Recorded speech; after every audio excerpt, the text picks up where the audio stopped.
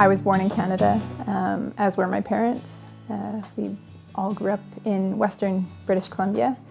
My father is a police officer for the RCMP, it's the Canadian Royal Mounted Police, and my mom is a nurse. So I studied American Sign Language interpretation at university.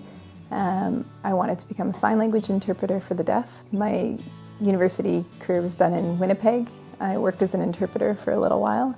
And then before I moved to Turkey, I got my teaching certificate, and now I'm an English teacher. So I grew up in northern BC, a fairly small city, lots of outdoor activities and wilderness. Spent a lot of time kind of in nature and going camping and whatnot. I've been working ever since I was 16. I started just with small jobs in order to get through high school and then university. In university, I was working as a healthcare assistant, as well as working with autistic children. I also was working as a cashier to pay my way through university. Once I did my university education, I was working as an interpreter, a sign language interpreter for the deaf, as well as an intervener for the deaf-blind. Before I became a Muslim, I'm going to say I knew very little of Islam, if not anything. I remember the first Muslim that I can remember meeting was actually somebody I worked with when I was in high school, and I had no idea she was Muslim. I learned many years later, actually, after I had converted to Islam. I suppose my only exposure to Islam was anything I had seen on the media, particularly post 9/11, and any sort of whatever the media wanted me to hear, right? So that Muslims were responsible for terror attacks or these kinds of ideas. I think I had maybe a prejudgment about that women in Islam were oppressed. I remember specifically when I was looking into Islam, one of the questions I remember asking was, is it true that women can only sit in the back seat of cars, right? So I have no idea where that notion came to me, but somewhere that was a prejudgment that I had. So aside from kind of whatever I had ever seen in the media, I had no knowledge. I didn't even know that Muslims were the practitioners of Islam, right? So it was very basic. I had a conversation with a Muslim, and I remember being so shocked because the images that I had seen on the media were so different from this individual. And then later on we had a discussion as well about the fact that the prophets between Islam and Christianity were similar, which was news to me. And I remember thinking, wow, I should learn something about this religion. Like, what if I'm ever in an opportunity, or if I ever have to interpret at a mosque, or I should get some background knowledge. So I just decided to read into Islam to expand my knowledge in case I ever was going to interpret in that situation. And in the meantime, I was still having conversations with the individual that I had met about Islam. And so as I was reading and seeing that there were so many similarities between Christianity, which was the religion I was practicing before, and Islam, I just became more and more shocked at how many similar ideas there were. So from there, I continued to do some research. And the more research that I did, the more I understood that there was things about Islam that I really appreciated, and then there was things about Christianity that I started to question. And eventually, I was working at university at that time. I was working at a country club, and there was a Muslim family, a Syrian Muslim family at the time. They had just joined, and I understood they were Muslim, and I said, "Oh, I see that you're Muslim, and I'm learning about Islam a little bit. I'm reading about Islam," and the man, he was really keen to talk or to bring me books or help in any way that he could, and eventually they invited me to the mosque with them and to their home, and so I went because I was learning about Islam, and I was eager to go and see the community, and then when I went to the mosque, I ended up meeting some really wonderful women, young women that were my age, who I became quite close friends with.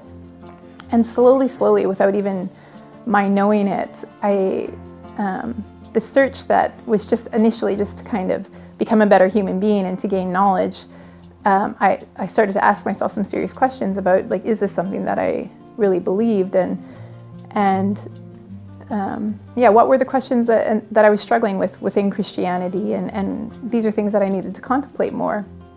And I remember one evening, as a few months into reading about Islam, as things were starting to get more serious for me, and I was realizing that this was a religion that I really wanted to consider.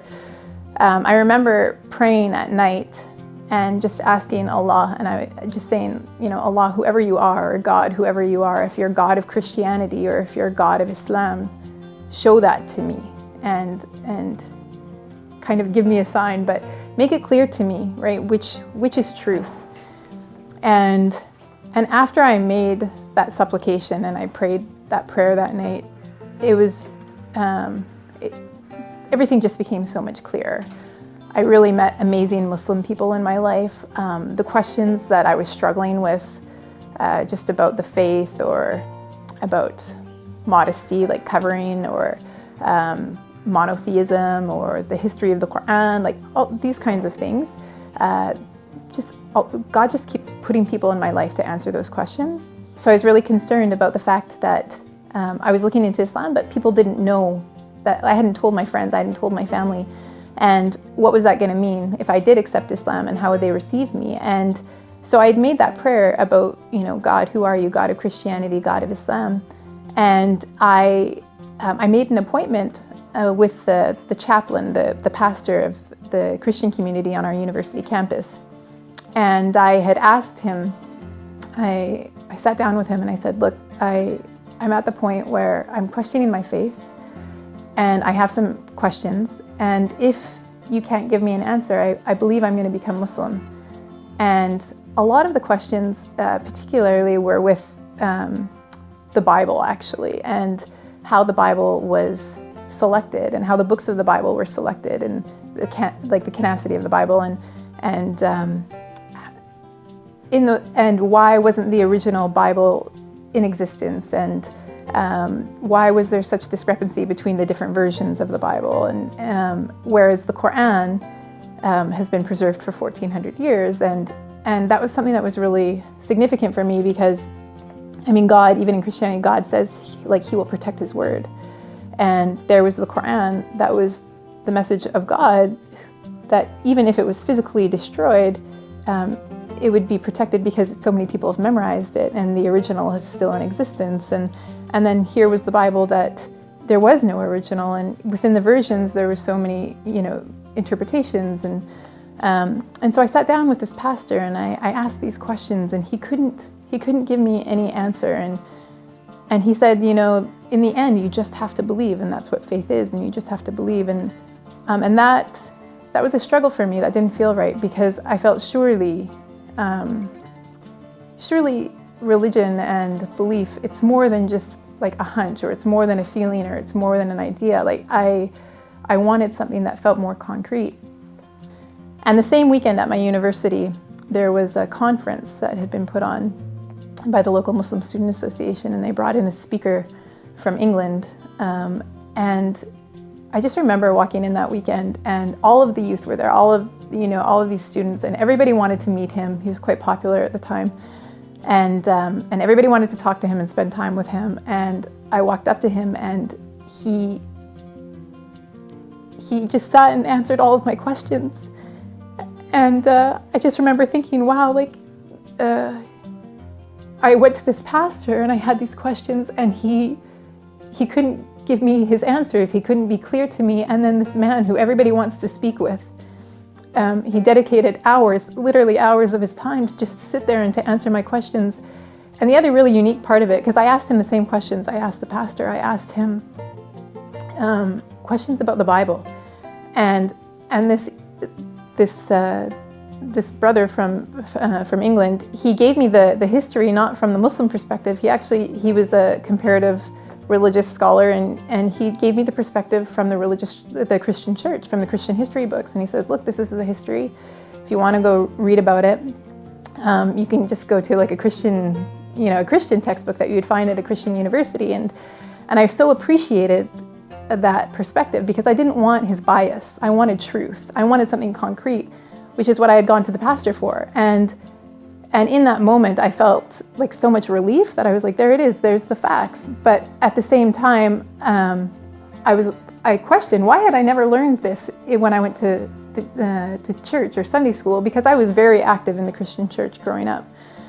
And anyway, so at the end of the evening, he asked me, he said, do you believe in Allah? And I said, yeah, like I've always believed in God, that's no problem. The concept of God has never been an issue. And then he said, do you believe that the Prophet Muhammad is his, like, the final prophet and messenger? And I said, yeah, I think that makes sense. And then, so he said to me, he said, like, go wash, take your ablutions and come back and let's like give your shahada, your testimony of faith. And I was just like, whoa, no, this is not happening right now. I can't do this right now. Because again, I was at that point where like I knew it was truth, but I was so scared to take the step. And it was funny because I had prayed and I had asked God, I was like, who are you? And show me truth. And there it was. But in that moment, it was just like, I needed to take the step, like God did his part. It was time for me to do mine. But again, I knew what that meant for me. I knew that meant the following day I would put on hijab, or which not everybody does, but for me it was a really important step. I knew like if I was going to make this decision, I was going to live as a Muslim. And that was going to mean no more drinking alcohol and, no partying, no pork, no, like putting a hijab on. And so I told him, no, like I'm not going to become Muslim tonight. And we continued the discussion. And at the end of it, I said, look, this conference is 2 days long. If at the end of the weekend I feel like I do today, like I will become Muslim, I'll make that decision, which is what I did. So that was a Friday night. And then on the Sunday, May 14th, I gave my testimony of faith in front of everybody at this conference and became Muslim. It was extremely scary because Islam was not well received in the media at the time. And I knew that if I told them, I was probably going to lose them. And those two friends that I sat with that night, they were incredibly supportive, and they're still two of my best friends today. There's lots of other people that didn't support me. And eventually, after I became Muslim, I took some time and I sent out an email to everybody. A lot of my older friends and high school friends, they were in a different city. I went to university in a different city. So I told people over email, and I told my family a week or so after I had become Muslim. And they were living in a different city. And of course it was difficult because they didn't know what to expect. It was really scary for them, right? They didn't know what I was going to look like or what did that mean, and they didn't see the process. They hadn't seen me looking into things. They didn't know the Muslim community. Again, their experience of Islam was what they had seen in the media. My dad was a police officer. It was really difficult for them. It was really hard. My mom was very fearful that there's this movie, Not Without My Daughter. She was really fearful I was going to fall into, like I was going to be kidnapped, or that if I got married, that my children were going to be taken away from me. I would never leave the house. Like all of these bizarre Hollywood kind of perceptions of Islam that are put on them. That was their experience, right? And so they really struggled. My dad was for different reasons, my mom for different reasons. Eventually over time, they've certainly come around and we're still very close, but there were some major struggles early on. I definitely lost some friends. Some of my friends decided to put distance. For myself, because my lifestyle was different now in terms of just my leisure activities and things I did, places I went, some of that distance I put. Eventually what I learned is that the people that were most important to me and the truest of friends, it didn't matter. They were going to be there no matter what, which has been my experience. My truest friends are still my friends today. And then the other people that were really negative and had kind of those really aggressive, kind of abrasive responses, they aren't people that I need in my life right now anyway. Those aren't, if you're not going to love me as I am no matter what, then you don't need to be a part of my life. People I didn't know, but in the community that I lived in at the time, I remember feeling like everybody was looking at me. Like I remember feeling, oh, you know, people were staring, but that was probably just my own insecurity at the time.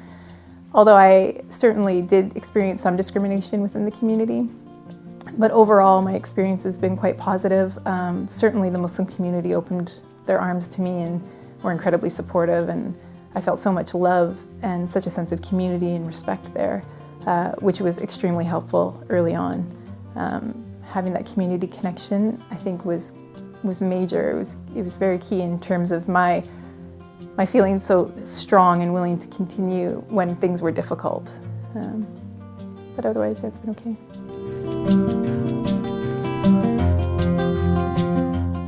Yeah, I mean, I think I was so ignorant towards Islam before I became Muslim. As I said, I really didn't know. I really didn't know anything, and I think afterwards, it wasn't that my mind necessarily changed. I think I was so much more educated, and I had such a, such a positive experience, and I think seeing the diversity in the community as well was really significant. I think there's always this idea that Muslims are just Arabs, which is absolutely not the case. It was such a welcomed opportunity to be a part of such a diverse community, people from all over the world, people with such diverse backgrounds. So that was pretty significant.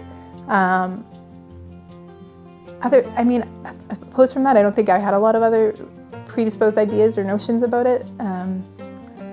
Yeah. I mean, I think the most significant things for me when I became Muslim, or just what I love the most about Islam right now is, as I mentioned, I just think it's it balances the faith and the spiritual and the intellectual. It's a perfect balance. There's proof in it, and the fact that the Quran has been preserved, and you know that really what we're asked for and asked of to do, it just makes such perfect sense to me. I think that it's timeless. I think that the examples that we find in the Quran and from the Prophet Muhammad, like I think, peace be upon him, I think they're examples for everybody in all situations. And I think that is what makes it like a religion for all and inclusive of everybody. I also love the idea of community that's within Islam. There's 5 pillars within Islam, and each of the pillars, you know, the statement of faith, we say that publicly around community.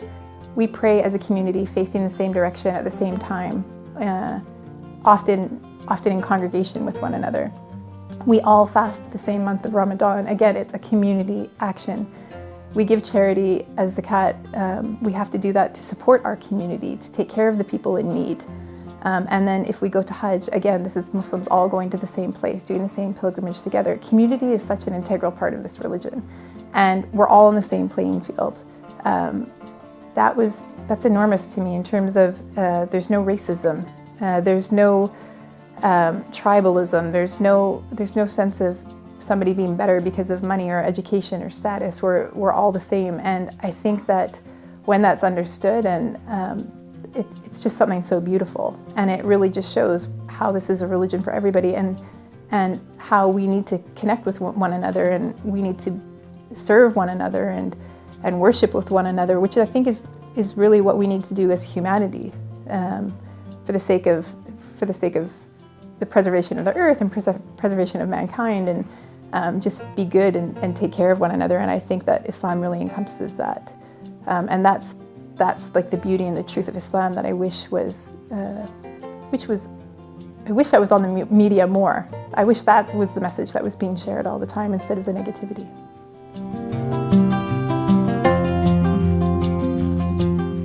I think the biggest struggle that Muslims are facing and that Islam is facing right now clearly is that so much of what is being shown about Islam, it's not our narrative. I think that the world is really quick to talk about Islam, and often it's not the Muslims that are being interviewed or that are speaking up. And I think that we as a Muslim community, we need to be more active. But I also think that the media has a responsibility to talk to Muslims as well, and to tell the good stories, and to go into the communities and see the work that's going on. I also think that because there's so much negativity when it comes to Islam, and we live in such a global environment these days, I think it poses a new struggle, particularly for Muslims in general, but particularly our youth, in terms of internalized Islamophobia and Muslim identity. How can I be Muslim as well as, live a life in today's society? What does that look like? How can I still have pride in my religion and still practice my religion without being or having fear of judgment, or assuming that people will think a certain thing of me, or will oppress me or close doors towards me or have judgments upon me? I think that's a struggle right now for our community. I think we really need to work hard to find our voices and to go back and to look at the struggles from the people of our past.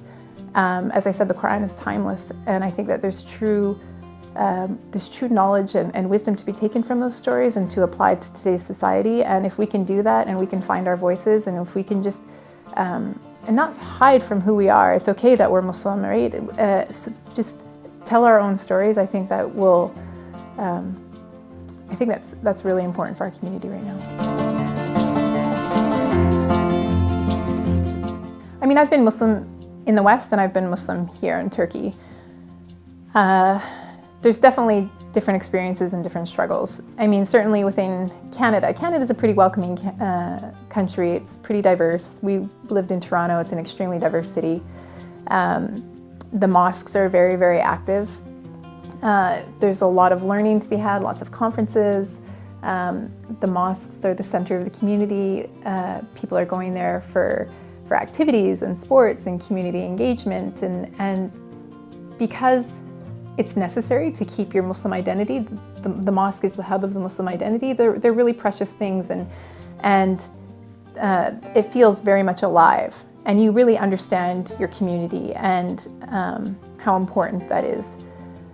When we came here, because everybody's grown up Muslim and Muslim is part of the culture, or Islam is part of the culture, Islam is experienced and it's lived, but in a very different way. And I know for myself, and also with my children, I feel like I have to work really hard to make sure that there's a consciousness about Islam here, and that we don't take it for granted. There isn't the activity in the mosques like there is in Canada. In order for myself particularly, because I speak English predominantly, to seek knowledge and to be in community with others, that's a bigger challenge. Women here, they don't have as much of a presence in the mosques, or just even children. I'm struggling to have my children really excited about it. So it takes, I feel like it takes more of an effort to raise them in a way where they're conscious of the choices that we make, conscious of the way that we live, knowing why we do it. I would say that those are the major differences. There's positive and negatives of both. The fact that we're here, that was a choice. We wanted to raise our children in a Muslim country, and we value that very much.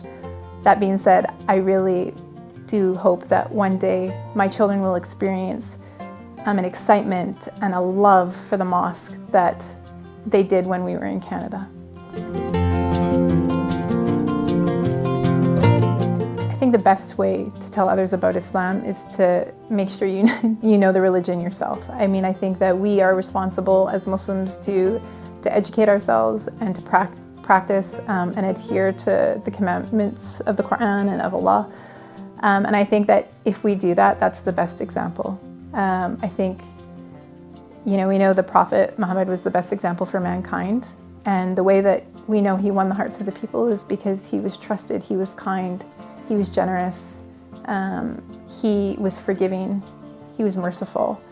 And at the same time, he adhered to his values. He didn't change them for others. He was always on the middle ground, whatever was easy for the people. And I think that if we understand our religion and if we practice it unapologetically in terms of, again, this is my faith and I'm going to adhere to it, at the same time, I can still be a part of your community and I can still love you and I can still welcome you and we can support one another, and we can have respectful dialogue. And I think that as long as we do that and we follow his example, I think that's going to be the best example for others as well, because it's undeniable. They'll see the truth, they'll see the beauty, because that's what true Islam is. It's this sense of community and respect and kindness and charity, and welcoming dialogue and bettering ourselves. And I think that that's what we need to really focus on.